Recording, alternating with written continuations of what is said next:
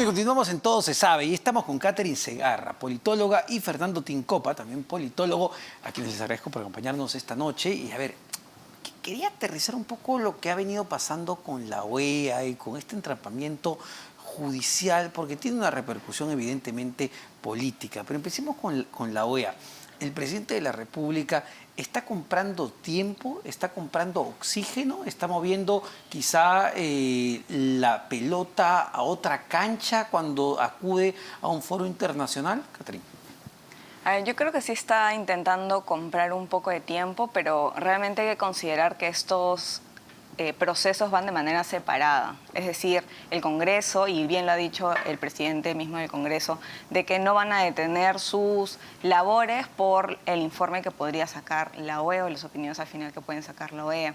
Sin embargo, creo que sí ha sido importante llamar a una entidad internacional porque estamos en un proceso de mucho caos y en donde además hay mucha confusión jurídica, ¿no? Parece que los peruanos y peruanas tenemos que ser abogados.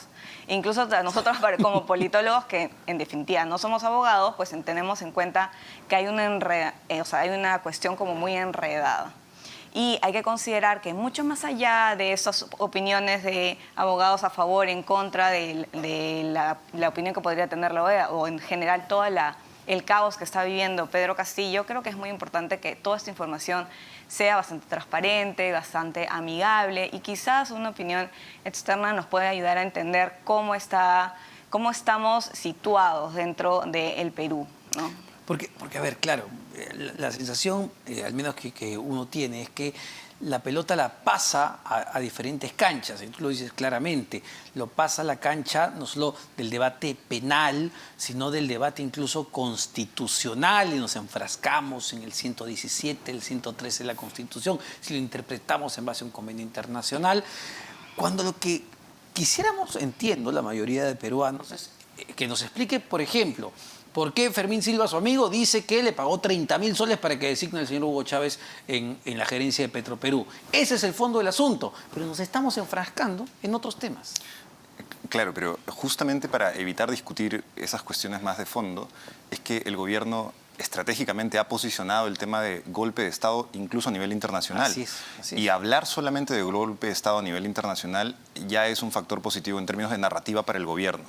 Pero adicionalmente, me parece que la OEA no va a tener tanto impacto en términos del pronunciamiento, que quizás sea muy diplomático, generalista y demás, sino en poner en la cabeza el tema del golpe de Estado para generar luego futuros pasos. Por ejemplo, en caso la situación del presidente se complique muchísimo, la figura del asilo puede ser más viabilizable en otros países que también han visto como quizás la posibilidad de que el Perú se enfrente a una persecución política. De hecho, el 40% de la gente cree que el presidente se enfrenta a una persecución política, y eso podría incentivar incluso a que, digamos, tenga al menos una alternativa de ruta de escape por ese lado. Bueno, y pareció bastante claro ese punto que tú mencionas cuando escuchamos justamente al Consejo Permanente de la OEA a representantes de países como Argentina, como Bolivia, como Colombia, darle un respaldo abierto al presidente Castillo. Es que creo que hay que considerar lo siguiente. Lo primero es que muchos presidentes a lo largo de varios países latinoamericanos y en general del mundo son percibidos como personas que pueden estar relacionados a actos de corrupción. Es decir, que los políticos son deshonestos. En cambio, creo que hay una cuestión que quizás sea priorizable de parte de la OEA en el sentido institucional. En el caso de que, muchos presidentes a lo largo del mundo pueden ser considerados como corruptos, pero ¿cuál va a ser el camino institucional ordenado para que haya una especie de justicia o impeachment o el tipo de juicio político? Porque si vemos que en el Perú, por ejemplo, pueden caer presidentes de manera tan continua, teniendo en cuenta solamente la premisa de que hay asunción de corrupción, pues ¿cuántos presidentes hubiéramos tenido a lo largo del tiempo?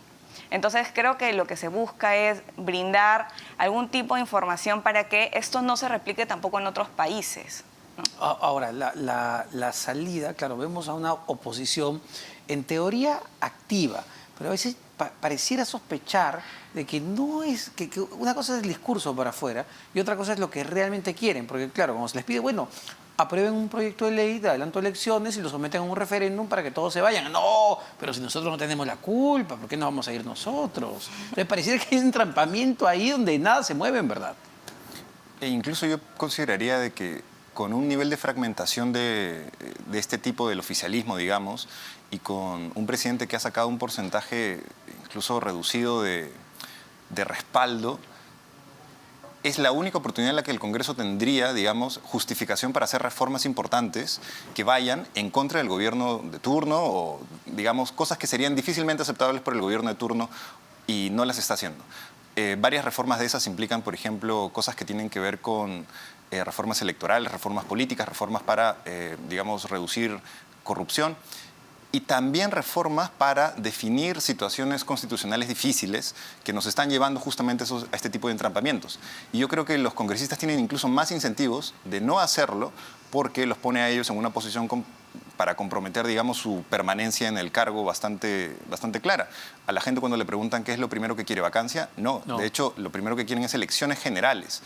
Y la idea de que se vayan todos pega más de que la idea solamente de que se vaya el presidente. Ahora, ¿es sostenible políticamente pensar que esta situación de entrampamiento, de esta guerra de palabras pero no de acciones, va a prolongarse hasta el 2026? Bueno, el Perú, y bien lo sabes, Fernando, en la política peruana es muy impredecible. O sea, es decir, cualquier cosa puede pasar. A mí, y siguiendo más o menos la línea que había comentado Fernando, sí, pareciese que el presidente Castillo tiene como mayor activo a una oposición desordenada y caótica y que se para pues metiendo autogol, intentando tener algún tipo de comparativo futbolístico. La cuestión es que el tema es que el Perú estamos en una especie de crisis continua en el que podemos continuar, es decir, el presidente podría terminar en el 2026 con esta especie de crisis permanente, ¿no? El tema es que debido a una alta fragmentación y la imposibilidad de los propios actores de ponerse de acuerdo, no solamente para una reforma electoral, constitucional, en términos además de mayor claridad sobre la relación entre Ejecutivo y Legislativo, es que, pues, debido a que no tienen esa capacidad de ponerse de acuerdo, pues podemos continuar con esta crisis, ¿no? Al punto de que Pedro Castillo no alcance pues, los votos necesarios para que pueda ser vacado, ¿no?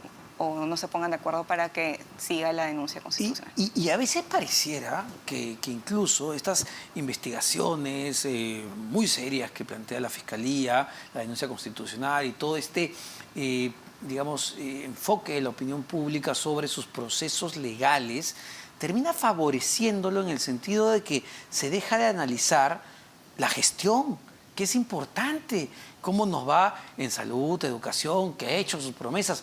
Eso como que pasó a un segundo, tercer, cuarto plano. No es una condición exclusiva del Ejecutivo, me parece. El Congreso y en general toda la clase política tiene una responsabilidad bien alta ahí.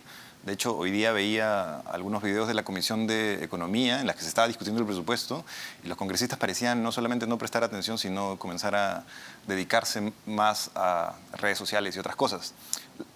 Por Tania Ramírez, la congresista de Fuerza Popular, que se maquillaba en plena comisión, pues congresista. Con el Ejecutivo pasa algo parecido, pero en términos de abierta incapacidad demostrada para gestionar problemas reales en los que incluso ellos mismos se habían comprometido a resolver.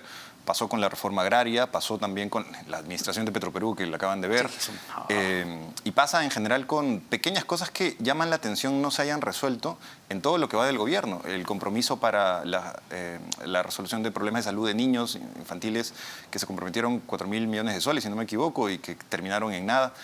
Hay un problema de gestión a mediano plazo que ya se está viendo en términos de resultados y que se va a agudizar más por cosas como el incremento de la subida de los precios de los alimentos y otro tipo de cosas que retroalimentan una inminente crisis que no tiene mucho de expectativa positiva, ¿no? A ver, les pido, por favor, que tengan unos instantes. Vamos a una pausa, venimos para seguir conversando sobre este tema.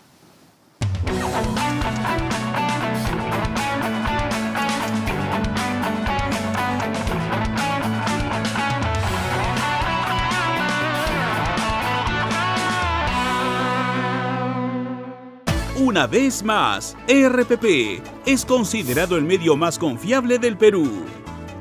El Instituto Reuters de la Universidad de Oxford ubica a RPP Noticias en primer lugar de las marcas noticiosas con mayor confiabilidad en el país. Desde RPP seguiremos trabajando para llevar a cada rincón del Perú información de calidad y confiable para el progreso de todos los peruanos. RPP, la voz de todo el Perú.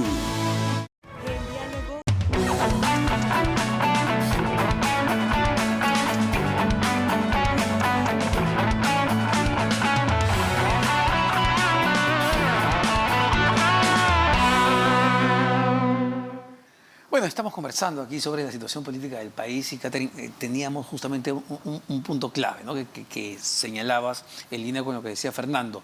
Está sobreviviendo, el gobierno está sobreviviendo y probablemente la reciente designación de Kelly Portolatino en el MINSA sea la prueba más clara de eso.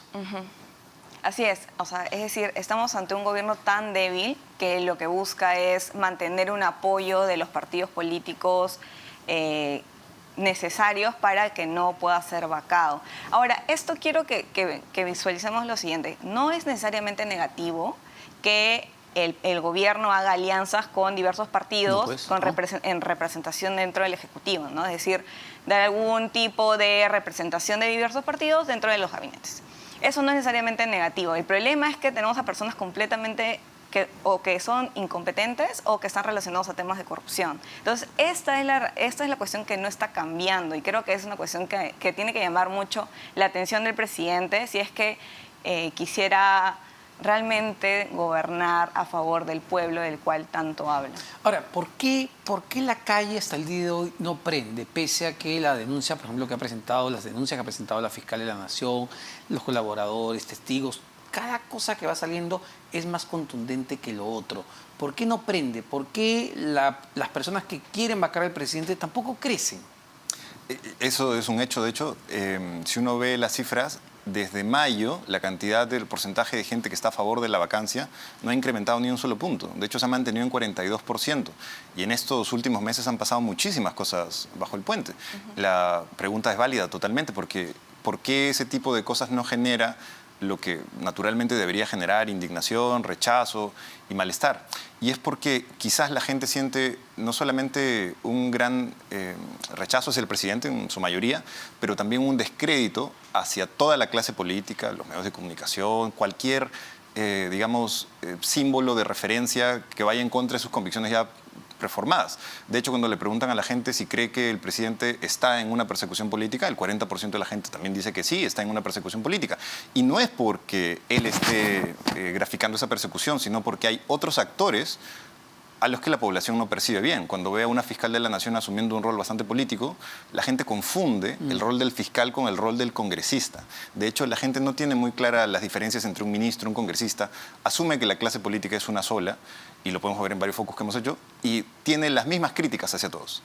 Entonces, no le conceden que un organismo o un actor político deslegitimado cuestione a otro actor político deslegitimado. Y eso quizás es lo que hace más difícil incluso que prosperen escenarios de vacancia. Y por ejemplo, haciendo comparaciones, ¿no? ¿Qué pasó de diferente con Manuel Merino? Asume el gobierno y uno diría, bueno, si somos legalistas, fue un presidente pues, que según la Constitución le tocaba porque era el presidente del Congreso. Pero así, creo que duró 5 días la indignación, escaló y escaló a los puntos que ya conocemos con el 14 y 15 de noviembre, días trágicos.